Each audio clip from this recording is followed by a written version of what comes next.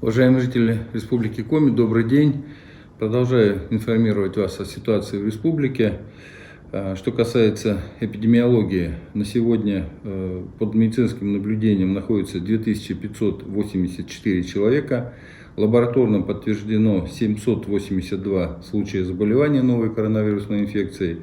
И за сутки прирост составил 56 человек. Как я вам говорил, прирост такой в связи с тем, что мы отвезли большое количество анализов с тем, чтобы снять очередь по получению результатов в Москву.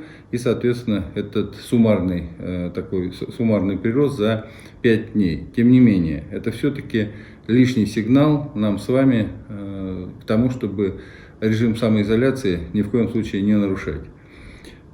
Еще по этому поводу скажу, что мы продолжаем наращивать темпы работы наших лабораторий, добавляем сменность с тем, чтобы такого количества анализов, которые мы оставляем на 4-5 дней, тем самым создаем такие массовые пики, чтобы у нас больше не было. Такая новость достаточно срочная. Сегодня ночью мы были вынуждены поднять борт Коми Авиатранс в Инту, потому что там одновременно заболело более 15 человек новой коронавирусной инфекцией.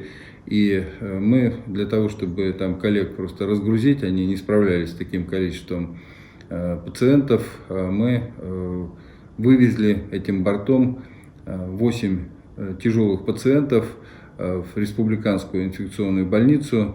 Они сейчас находятся на лечении, проходят уже в нашей инфекционной больнице весь комплекс лечения с тем, чтобы все-таки не ставить их жизнь под угрозу, было принято такое решение.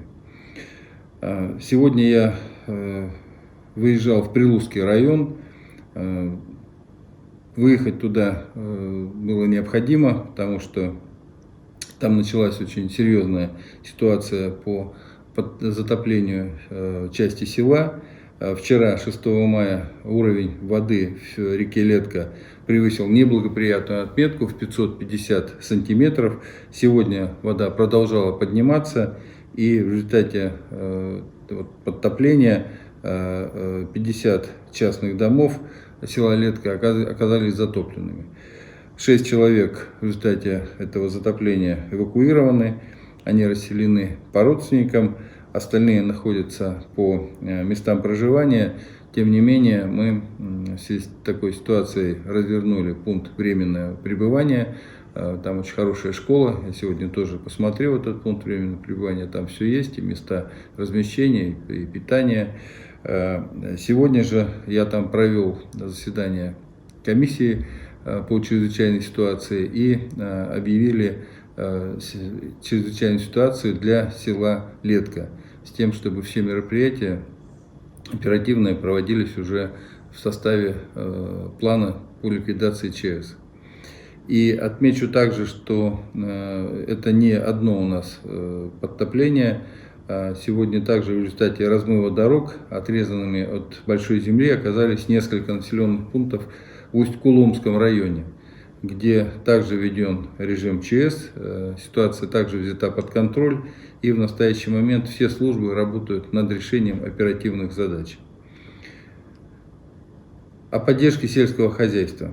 В Коми осуществляется выплата специалистам и рабочим в аграрном секторе. Для привлечения молодежи на село в республиканском бюджете предусмотрены деньги, так называемые подъемные, для молодых специалистов и рабочих по 500 и 300 тысяч рублей соответственно.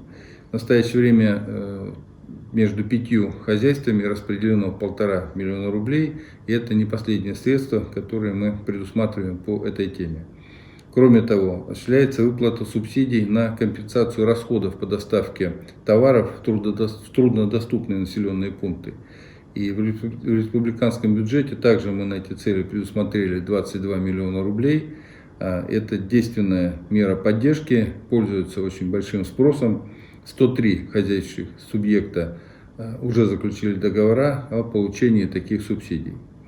И сегодня праздник, сегодня профессиональный День работников всех отраслей связи, радиовещания, телевидения, День радио. Ровно 125 лет назад гениальный российский физик Александр Попов изобрел беспроводной радиоприемник.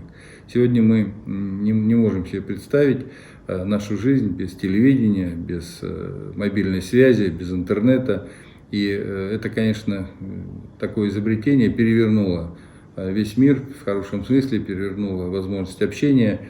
Я от всей души поздравляю всех работников связи, телевидения, электронных средств массовой информации. И, конечно, желаю им творческих успехов. Развивайте возможности связи еще глубже, еще интереснее. И, конечно, чтобы жизнь наша была даже при таких ситуациях, как вот сегодня, пандемия, мы могли общаться в том числе и в режиме вот такой дистанционном. Но в том числе и детишек мы сегодня обучаем дистанционно и так далее. На сегодняшний день, уважаемые жители Республики Коми, вся информация. Напоминаю, режим самоизоляции – действенная мера. Еще раз повторяю, что режим самоизоляции продолжается. Еще раз напоминаю, что выходя из дома, это обязательно ношение маски, обязательное одевание перчаток, обязательное ДЭС-средства. Будьте здоровы, не болейте. До завтра. Всего вам доброго.